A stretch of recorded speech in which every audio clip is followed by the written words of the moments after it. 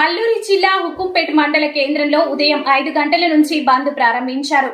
సంతారి, బూరుగుపట్టు, ఉప్ప పరిసర ప్రాంతాలలో వాహనాలు రాకుండా రోడ్డు మీద బైఠాయించి కర్రలు పెట్టి నిలుపుదలకు పటిష్టంగా బంద్ ఏర్పాటు చేశారు. హుకుంపేట మండల కేంద్రంలో గిరిజన సంఘం, సిపిఎం, వైఎస్ఆర్సీపీ నేతలు సంయుక్తంగా బంద్ నిర్వహించారు. ఎమ్మెల్సీ కుంభ రవిబాబుతో పాటు పలువురు గిరిజనులు మాట్లాడుతూ 1/70 చట్టాన్ని సవరిస్తూ సహించేది లేదని, చట్టం జోలికస్తే ఖబర్దార్ అంటూ నినాదాలు చేస్తూ భారీ ఎత్తున బంద్ నిర్వహించారు. అయ్యన్న పాత్రుడు చేసిన వ్యాఖ్యలు వెనక్కి తీసుకోవాలని వారు డిమాండ్ చేశారు. ఈ కార్యక్రమంలో ఎంపీపీ కూడా రాజాబాబు, వైస్ ఎంపీపీ సుడిపల్లి కొండలరావు, ఆదివాసీ మహిళా సంఘం జిల్లా ప్రధాన కార్యదర్శి ఎస్ హైమావతి, గిరిజన సంఘం జిల్లా ఉపాధ్యక్షులు తాపుల కృష్ణారావు, సోమన్న, సిపిఎం మండల కార్యదర్శి లక్ష్మణరావు, రామారావు, జిల్లా వ్యవసాయ శాఖ సలహా మండలి సభ్యుడు ఎం విశ్వేశ్వరరావు, వైఎస్ఆర్సీపీ సర్పంచ్లు, ఎంపీటీసీలు, అఖిలపక్ష నాయకులు తదితరులు పాల్గొన్నారు. ఆదివాసుల ఐక్యత, జై ఆదివాసీ. గిరిజన చట్టాల హక్కుల జోలికి వస్తే ఖబర్దార్, గిరిజన హక్కుల చట్టాల జోలికి వస్తే ఖబర్దార్. జై ఆదివాసీ, జై ఆదివాసీ, గిరిజనుల జోలికి వస్తే గిరిజనుల జోలికి వస్తే రాజ్యాంగ విరుద్ధంగా మాట్లాడటం చాలా బాధాకరమైన విషయం. గౌరవనీయులైనటువంటి స్పీకర్ అయ్యన్న పాత్రుడు గారు ఏజెన్సీ ప్రాంతాలైనటువంటి అరకు, లంబసింగి, చింతపల్లి, పాడేరు ప్రాంతాలు రాష్ట్రంలో టూరిజం డిపార్ట్మెంట్కి విపరీతమైనటువంటి ఆదాయ వనరులుగా మిగిలాయి. దీనిని మరింత ప్రోత్సహించి అవసరమైతే 170 చట్టాన్ని సవరించినా సరే ఇక్కడ ఆదాయ వనరుల్ని సమకూర్చాలనేటువంటి ప్రయత్నం, ఆ ప్రకటన వెనుక ఎవరున్నారు?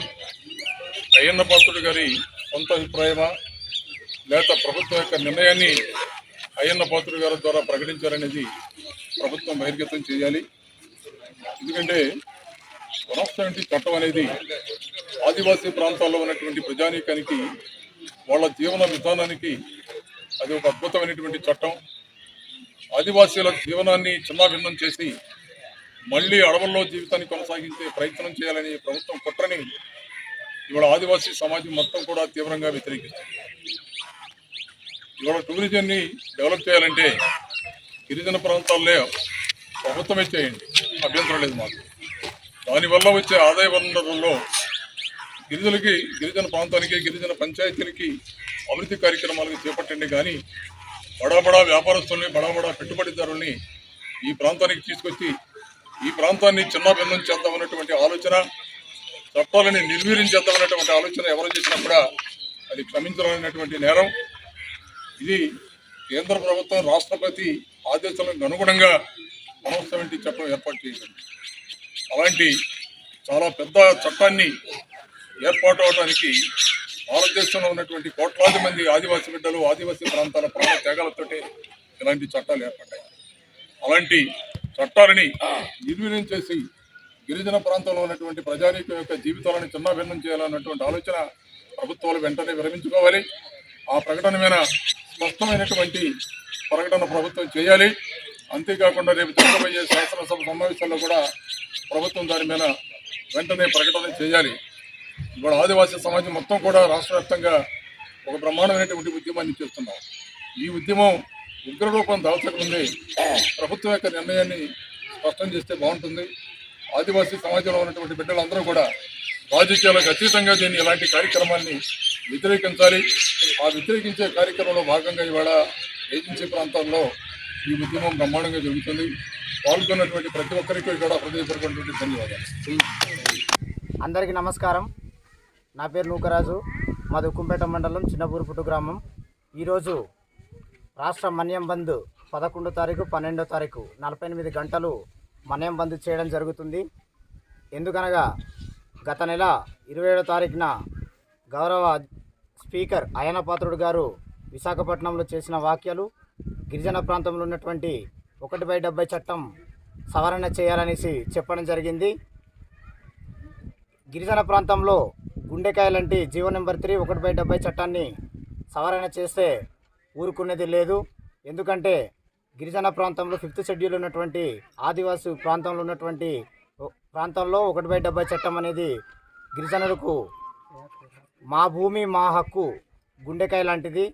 ఈ చట్టాన్ని సవరణ చేసి గిరిజన ప్రాంతంలో ఉన్నటువంటి ఖనిజ సంపదను దోచుకోవాలని కుట్రతో ఈ యొక్క సవరణ చేయాలని నిర్ణయించుకున్నారు. కాబట్టి వెంటనే అయ్యన్నపాత్రుడు గారు ఈ యొక్క వాక్యాల్ని వెనక్కి తీసుకోవాలని ఈ సందర్భంగా తెలియజేస్తున్నాం. మాది ఆంధ్రప్రదేశ్ రాష్ట్రం అల్లూరి సీతారామరాజు జిల్లా ఉక్కంపేట మండలం ఉప్ప బైరోడు వలస గ్రామం. మేము ఈరోజు ప్రత్యేకంగా ఈ యొక్క బంద్ చేయడానికి కారణం 1/70 యాక్ట్. మన డిప్యూటీ స్పీకర్ అయినటువంటి అయ్యన్నపాత్రుడు గారు 1/70 యాక్ట్ కోసం మన ఏజెన్సీ గిరిజన గ్రామాల్లో పర్యాటక అభివృద్ధి కోసం గిరిజన నేతలకు భూములు ఇచ్చి వాళ్ళు బ్రతకడానికి కోసం ఏవో మాట్లాడి మనల్ని ఎంతో వెనుకబాటుతనం కోసం గురి చేస్తున్నారు. కావున ఆయన మాటలు వెంటనే వెనుక తీసుకొని మా యొక్క గిరిజన గ్రామాలని, అలాగే తెలంగాణలో కానీ ఆంధ్రప్రదేశ్లో కానీ గిరిజన గ్రామాలు చాలా ఉన్నాయి. గిరిజన నేతలు ఇక్కడికి ఇచ్చేసి ఈ యొక్క గ్రామాలలో మా యొక్క పిల్లల్ని చేసుకొని గిరిజన జాతులకు సంబంధించిన పిల్లల్ని చేసుకొని వాళ్ళు ఏం చేస్తున్నారంటే ఆ పిల్లల్ని పెళ్ళిళ్ళు చేసుకొని కేస్ సర్టిఫికెట్లు మార్పు చేసుకొని ఇక్కడ ఉన్న భూములు కానీ అనేక రకాలుగా వాళ్ళు అభివృద్ధిని చెందుతున్నారు. మా ఏజెన్సీకి సంబంధించిన కుర్రోలు కానీ అలాగే బీఈడ్లు డిఈడ్లు చాలా ఎంఏలు ఎంబీబీఎస్లు అందరూ చేస్తున్నారు. కానీ మాకు సరైన అవకాశాలు ఎటువంటి లేవు. గిరిజన నేతలు వచ్చి ఈ యొక్క మా డివిజన్లో కానీ తెలంగాణ డివిజన్లో కానీ ఎక్కడైనా సరే వాళ్ళే ముందడుగులు వేస్తున్నారు. అలాగే జీవో నెంబర్ 3 దాన్ని కూడా ఏం చేశారు, ఇలాంటి కార్యక్రమాలు చేసి దాన్ని కూడా గిరిజనులకు సంబంధించి రిజర్వేషన్ లేకుండా టోటల్గా ఆంధ్రప్రదేశ్లో కానీ తెలంగాణలో కానీ మన నేషనల్లో కానీ ఈ విషయంలో గిరిజన నేతరులకి అలాగే గిరిజనులకి కలిపి అపాయింట్మెంట్ చేస్తున్నారు. ప్రతి విషయంలోనే ఎంప్లాయ్మెంట్ లేకుండా పోతుంది. కావున దయచేసి ప్రభుత్వం స్పందించి మా యొక్క గిరిజన చట్టాలని వెంటనే మా గిరిజనులకు అమలు చేయాలని మేము కోరుచున్నాం. అందరికీ నమస్కారం. మాది అల్లూరి సీతారామరాజు జిల్లా ఉక్కంపేట మండలం ఉప్ప పరిసర ప్రాంతాల్లో ఉన్నటువంటి యువకులందరూ కలుసుకొని ఈ యొక్క బంద్ కార్యక్రమాన్ని నిర్వహిస్తున్నాం. దీని యొక్క ముఖ్య ఉద్దేశం ఏమిటంటే, మాకు ఏదైతే గత నెల 27వ తారీఖున వైజాగ్లో పర్యటించి ఏదైతే మన యొక్క కూటమి ప్రభుత్వం ఉన్నటువంటి ఆ స్పీకర్ గారు చింతకాయల అయ్యన్నపాత్రుడు గారు ఒక విషయాన్ని మాకు తెలియపరుచున్నారు. ఆ యొక్క విషయాన్ని ఖండించి మాట్లాడి ఉన్నారు. అది గిరిజనుల జాతికి అది చాలా దెబ్బతీసినటువంటి విషయం. చెప్పడానికి చాలా చిన్నగానే ఆ పదజాలంగా సింపుల్గానే ఉండవచ్చు, కానీ మా యొక్క జీవితాలతో, మా యొక్క భూములతో, మా యొక్క బ్రతుకులతో అది దెబ్బతిని ఉన్నది. కాబట్టి ఈ విషయాన్ని మేము దృష్టిలో పెట్టుకొని 1/70 చట్టం ఉందో ఈ చట్టాన్ని మాకే వర్తించి మేమే కొనసాగిస్తే మా యొక్క భూములను మేము కాపాడిన వాళ్ళం అవుతాము, మా యొక్క బ్రతుకుల్ని మేము కాపాడిన వాళ్ళం అవుతాము. అయితేనేమించి దీనికి ఉద్దేశించి 1/70 చట్టాన్ని పునరుద్ధరించి ఏదైతే పర్యాటక ప్రాంతంగా లేదంటే రిసార్ట్స్ ప్రాంతంగా ఇది ఒక తీర్చిదిద్దాలని ఒక ముఖ్య ఉద్దేశంతో దీనికి ప్లాన్ చేస్తున్నారు. అయినప్పటికీ ఆ యొక్క అభివృద్ధి చేయాలనే ఒక ముఖ్య ఉద్దేశం ప్రభుత్వానికి ఉంటే ఈ యొక్క చట్టం తీసివే అభివృద్ధి చేయాలా అని ఒక ప్రశ్న మాది.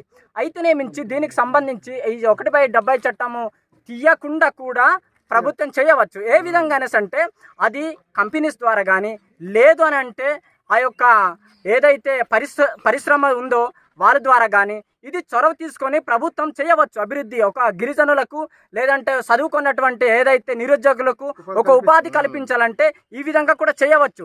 కానీ అది కాకుండా ఏదైతే గిరిజనులకు అన్యాయం చేయాలన్న ఒక ముఖ్య ఉద్దేశంతోనే గిరిజనుల నేతలను ఈ యొక్క పెట్టుబడి అవకాశాన్ని ఇవ్వడానికి ఏదైతే ఇన్వెస్ట్మెంట్ పెట్టుబడి చేసి రిసార్ట్స్ కట్టడానికి, సినిమా హాల్స్ కట్టడానికి, ఏదైతే డెవలప్మెంట్స్ చేయించడానికనో ఒక్క కారణంతోనే మా యొక్క బ్రతుకుల్ని దెబ్బ కొట్టాలని ఆలోచిస్తున్నారు. ఇది ముఖ్యంగా దృష్టిలో పెట్టుకొని బాబు గారు కానీ లేదంటే మన సీఎం గారు కానీ లేదంటే డిప్యూటీ స్పీకర్ ఏదైతే చింతకాయల అయ్యన్నపాత్రుడు కానీ ఈ విషయాన్ని వెనక తీసుకోకపోతే తక్షణమే మేమంతా గిరిజనులంతా ఇది ఖండిస్తున్నాము. ఇది ఆదివాసుల జోలికి వస్తే ఇది తప్పకుండా ఖబర్దారని కూడా మేము నిర్ణయించి చెప్తున్నాము. మాకు పేరుకి గిరిజన ప్రాంతాల్లో ఐటీడీఏ 40 సంవత్సరాల నుంచి ఐటీడీఏ వచ్చిన నుంచి పేరుకి ఐటీడీఏ పెట్టారు, కానీ మా గిరిజనులకి ఏ లబ్ధి లేదు, ఏ కాఫీ కానీ ఏది కానీ పేరుకే ప్రైవేట్ వాళ్ళు ధరతో కొంత ఐటీడీ వాళ్ళు తక్కువ ధరతో కొంటున్నారు గిరిజనులు పండించిన పంటలు. తప్పనిసరిగా ఐటీడీఏ రంపచోడవరం కానీ పాడేరు ఐటీడీఏ కానీ గిరిజనులకి ఏ సహకారం లేదు. చిన్న చిన్న పోస్టులు కూడా మాకు ఇవ్వట్లేదు మా గిరిజనులకి. తప్పనిసరిగా 40 సంవత్సరాల నుంచి మేము పిల్లలు హాస్టల్కే ఉన్నారు కానీ మాకు లేనిపోయిన లబ్ధులు మాకు రావట్లేదు. మా గిరిజన ప్రాంతాల్లో ఐటీడీఏ వాళ్ళు పిఓ గారు కానీ కలెక్టర్ గారు కానీ మాకు గిరిజనులకి ఆలోచించి మాకు మంచి పథకాలు పెట్టాలని మేము కోరుతున్నాం, అభివృద్ధి చేస్తాం కోరుతున్నాం. అందరికీ నమస్కారం అండి.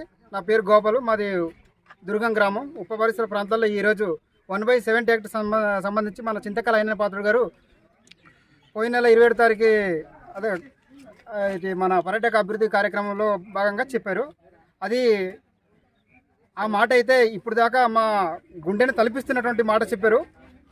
ఇప్పుడు దాకా గిరిజన ప్రాంతం డెవలప్ చేయడం కోసం మాట్లాడట్లేదు కానీ గిరిజన ప్రాంతాన్ని, గిరిజన ప్రాంత ప్రజల్ని, గిరిజన ప్రాంత భూముల్ని ఎలాగ పాడు చేయాలా, అక్కడ జనాల్ని ఎలాగ మనము పాడు చేసి వాళ్ళ యొక్క వ్యాపారాలు, వాళ్ళ యొక్క భూముల్ని కొట్టుకొని బడబాబులకి, పారిశ్రామికవేత్తలకి ఒప్పచెప్పడానికి ప్లానింగ్లో ఉన్నారు తప్ప నాయకులందరూ ఈ గిరిజన ప్రాంతాన్ని అభివృద్ధి చేయాలి. ఒక ఐటీడీఏ ఉంది, ఐటీడీఏ పరిధిలో చాలా మంది గిరిజన విద్యార్థులు, గిరిజన యూత్, గిరిజన నిరుద్యోగులు ఉన్నారు.